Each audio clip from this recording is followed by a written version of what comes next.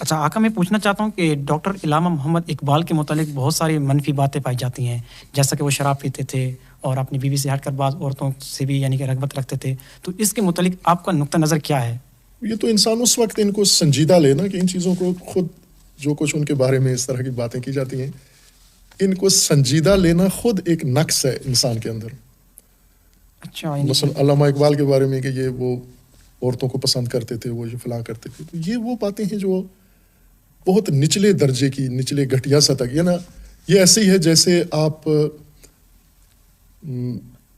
ابھی چند دن پہلے ایک خبر آئی تھی، آپ نے پڑھی ہوگی، پچھلے ہفتے کی خبر ہے، بہت پرانی نہیں ہے.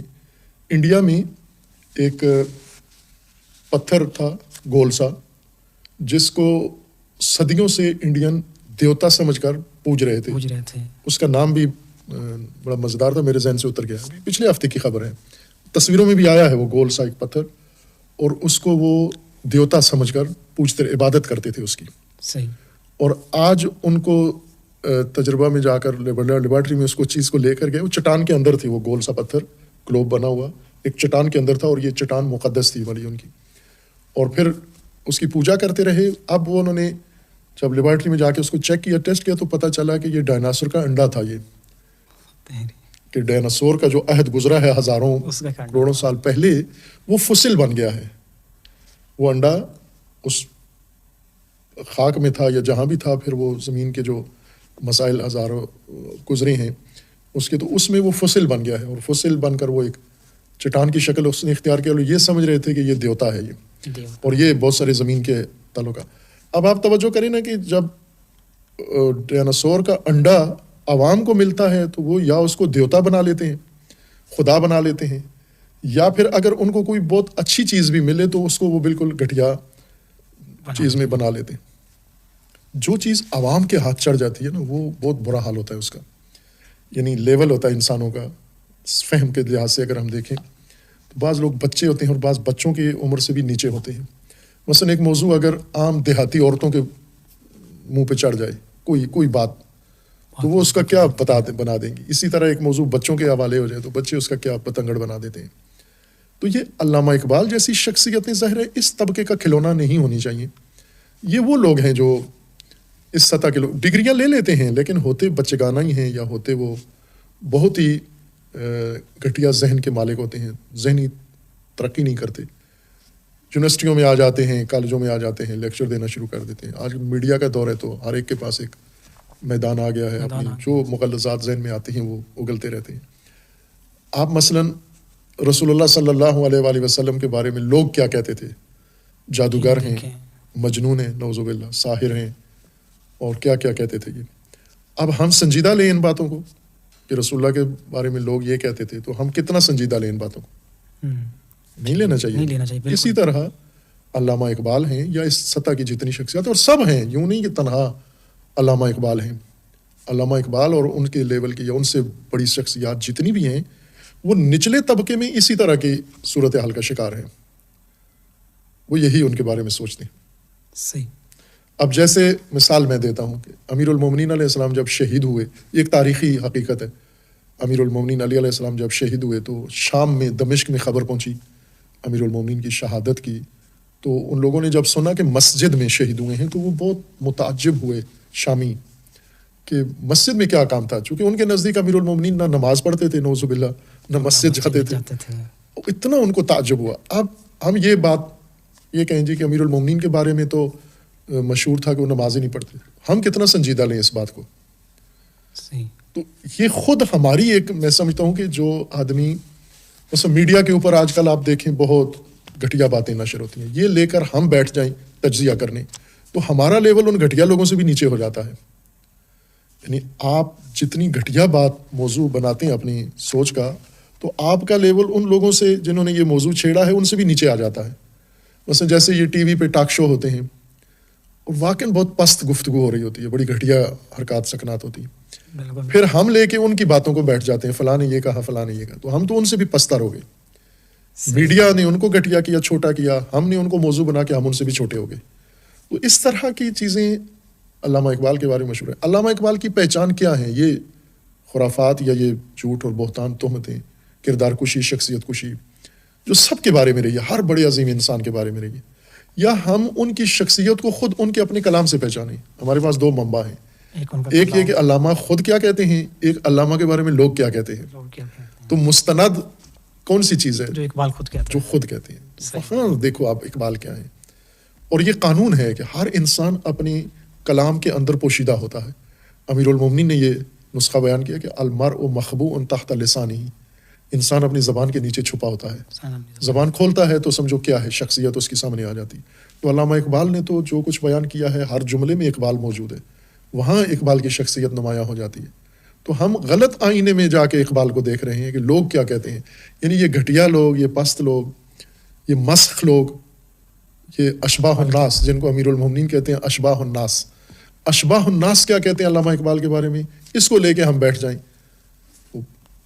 طبیعی بات ہے۔ علامہ اقبال ظاہر ہے انہوں نے شادیاں کی، متعدد شادیاں کی، ضروری نہیں کہ بڑے انسان کی جو فیملی ہے وہ بھی بڑی ہو، یا ان کے بچے بھی بڑے ہوں، یا ان کی بیویاں بھی بڑی ہوں۔ سچی بسا انسان کی شخصیت، اب مثلا رسول اللہ صلی اللہ علیہ وآلہ وسلم کی ازواج کیا درجے میں رسول اللہ جیسی تھیں؟ فہم و فراست رسول اللہ کے لیول کی تھی ان کی؟ بالکل نہیں، وہ خواتین کے لیول کی تھی ان کی۔ تو یوں تو نہیں ہو سکتا کہ علامہ اقبال مثلا شادی کی نہیں تھے مطمئن اپنی شادی سے، تو دوسری کر لی، پھر تیسری کر لی، یا اگر کوئی اور پسند آ گئی نہیں کی اس سے شادی لیکن چاہتے تھے کرنا، تو یہ ایک طبیعی بات ہے۔ یوں تو نہیں کہ انسان جب مفکر ہوتا ہے تو اس کی پسند ناپسند ہی ختم ہو جاتی ہے۔ لامحالہ علامہ اقبال کو بھی حسرتیں تھیں، بہت ساری چیزیں، تو یہ ایک نارمل چیز ہے، اس سے کوئی فرق نہیں پڑتا کہ رسول اللہ صلی اللہ علیہ وآلہ وسلم ہم دیکھیں کہ انہوں نے بہت ساری شادیاں کی، اور بہت ساری شادیاں پسند کی بنیاد پر کی، یعنی کچھ ازواج رسول اللہ کی ایسی ہیں جو نہیں مان رہی تھیں شادی، رسول اللہ سے شادی کے لیے تیار نہیں تھی، جیسے حضرت ام سلمہ ہیں رضوان اللہ تعالیٰ علیہ، یہ نہیں حاضر تھیں ذہنی طور پر رسول اللہ کی زوجہ بننے کے لیے۔ تو رسول اللہ نے بہت ان کو آمادہ کیا، دوسروں سے کہلوایا، اور آخر کار راضی کر لیا انہیں۔ تو ظاہر یہ ایک پہلو ہے، اس میں تو کوئی عیب نہیں ہے۔ اب باقی جو اتہامات ہیں کہ وہ یہ کرنا، کیا ایک ایسا شخص جس کی طرف یہ نسبتیں دیتے ہیں اس سے یہ کلام صادر ہوتا ہے؟ یہ تو خود بہت گھٹیا پنا ہے، یہ تو فکر اقبال سے دور کرنے کے حربے ہیں، حربے ہیں یہ۔ صحیح۔ اچھا، آقا اقبال کو فیلسوف بھی کہا جاتا ہے، جبکہ ایک فیلسوف اور عارف کے درمیان جنگ رہتی ہے۔ فیلسوف عقل کی بات کرتا ہے اور عارف عشق کی بات کرتا ہے، تو اقبال نے عقل کی نسبت زیادہ عشق پر بات کیا ہے، تو اس پر آپ کا نقطہ نظر کیا ہوگا؟ یہ ہیں اس طرح کے تبصرے علامہ اقبال کے بارے میں اور دوسری شخصیات کے بارے میں بھی ہیں، لیکن میری نظر میں یہ بھی وہی خام فکری اور خام خیالی ہے، ایک دوسرے سے نقل کرتے ہیں یہ جملے۔ مثلا کسی ایک نے یہ بات کی، علامہ فیلسوف ہیں یا علامہ عارف ہیں یا علامہ ایک جامع شخصیت، وہ بیک وقت سب کچھ ہوتا ہے، وہ فیلسوف بھی ہوتا ہے، وہ عارف بھی ہوتا ہے، وہ سائنسدان بھی ہوتا ہے، مجاہد بھی ہوتا ہے، وہ سب کچھ ہے۔ اس کو تقسیم کرنا یہ درست نہیں ہے، وہ سب کچھ ہے، اس کے اندر ہر چیز ہے، اس کے اندر احساسات بھی ہیں، اس کے اندر عقل بھی ہے، اس کے اندر دل بھی ہے، اس کے اندر فہم بھی ہے، اس کے اندر فراست بھی ہے، اس کے اندر درد بھی ہے۔ تو یوں تو نہیں کہ اگر کسی کے دل میں درد آ جائے تو عقل ختم ہو جاتی ہے، چھٹی کر جاتی ہے، نا، عقل اپنا کام کرتی ہے، درد اپنا کام کرتا ہے، دل اپنا کام کرتا ہے، عشق اپنا کام کرتا ہے۔ یوں تو نہیں کہ اس طرح انسان ایک بہت عجیب مخلوق ہے اللہ تبارک و تعالیٰ کی، منفرد مخلوق ہے اور پیچیدہ مخلوق ہے انسان۔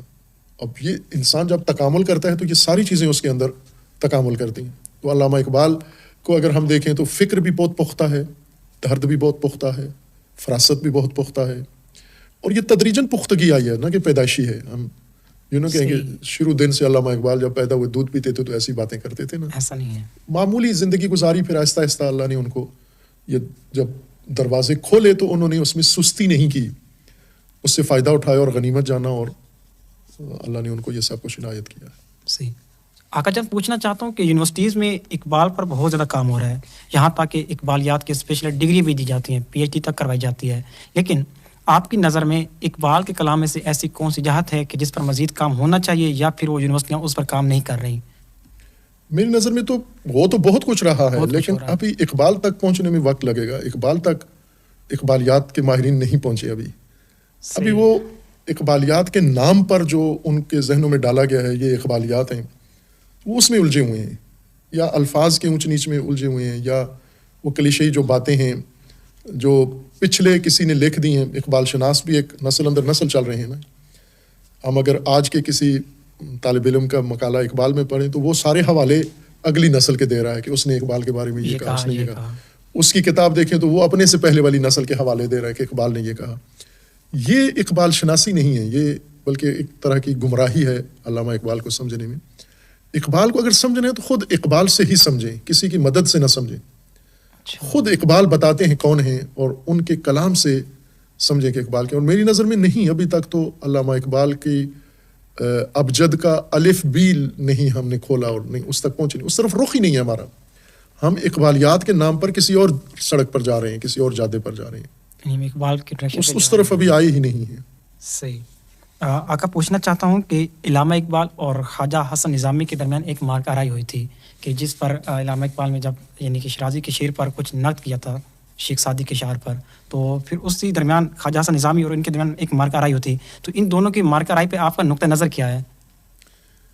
یہ اسی کی ایک مثال ہے جو میں نے عرض کیا تھا نا کہ مثلا خواجہ حسن نظامی یا اکبر الہ آبادی یا اس طرح کے اور چند ایک شخصیات اس زمانے کی اور پھر کچھ بعد کی ایسی پیدا ہوئی ہیں جنہوں نے علامہ اقبال کی کوئی بات ان کو پسند نہیں آئی تو فوراً ہم ان کو، اور عموماً ایسے ہوتا ہے کہ جب بڑی شخصیت کو کوئی چھیڑتا ہے یا اس پہ بات کرتا ہے نا تو عموماً پھر لوگ اس کو نقاد اس کا سمجھ لیتے ہیں. مثلا اگر کسی نے فرض کریں سیاسی میدان میں قائد اعظم پہ تنقید شروع کی تو ہم اس کو قائد اعظم کا نقاد مان لیتے ہیں. ایسے کرتے ہیں. اب وہ ہو کوئی بھی ہو، مثلا فرض کریں آج کا کوئی سیاستدان ہو، جیسے پاکستان کے موجودہ وزیر اعظم ہیں کاکڑ صاحب، انہوں نے علامہ اقبال کے بارے میں یہ کہا کہ، تو اب موازنہ شروع ہو جاتا ہے جی کہ کاکڑ صاحب جو ہے وہ علامہ قائد اعظم کے بارے میں یہ کہتے ہیں، تو اس بارے میں اب ہم قاضی بن کے بیٹھے ہیں کہ دونوں میں کون بہتر ہے، کیا کاکڑ ٹھیک ہے یا قائد اعظم. تو ہمیں یہ دیکھنا چاہیے کہ قائد اعظم کیا ہستی ہیں، یہ کون ہے، یہ جو کہہ رہا ہے اس نے اصل قائد اعظم کے بارے میں کوئی دیکھا بھی ہے، کوئی اتنی سوجھ بوجھ بھی ہے اس کو یا نہیں ہے. اب یہ بزرگان ہیں ظاہر اپنے اپنے فن کے ہوں جو کچھ بھی ہوں گے، لیکن علامہ اقبال نے ایک بات کی حافظ شیرازی کے بارے میں تو وہ ان کو پسند نہیں آئی، تو انہوں نے علامہ اقبال پہ حملے شروع کر دیے، علامہ اقبال کی کردار کشی شروع کر دی. اور اس کے بعد سے یہ علامہ اقبال کی آراء کے مخالف صاحب نظر شمار ہو گئے. اصل کہاں این التراب و رب الارباب، اقبال کہاں اور یہ لوگ کہاں، ان کو ہم بیٹھ کر آپس میں، اور علامہ اقبال نے ان کے ساتھ جو خط و کتابت کی اور اس میں ایک ہی نقطہ دہرا رہے ہیں کہ میں نے جو کہا ہے وہ آپ سمجھے ہی نہیں ہے کہ میں کہنا کیا چاہ رہا ہوں. یہاں تک تو یہی بات درست ہے کہ یہ سمجھے ہی نہیں ہے کہ، اور نہ صرف یہ بات نہیں سمجھے حافظ شیرازی کے بارے میں جو علامہ نے کہا، بلکہ کوئی اور بات بھی نہیں سمجھے. جب میں نے پہلے کہا کہ اقبال کے تنقید کرنے والے یا اقبال کی تشریح کرنے والے یا تائید کرنے والے ایک ہی جگہ کھڑے ہوئے ہیں، اقبال کے قریب ابھی نہیں گئے. وقت لگے گا کہ جس طرح اقبال خود کہہ کے گئے ہیں کہ یہ آپ کو اتنا جلدی سمجھ میں آنے والی بات نہیں ہے.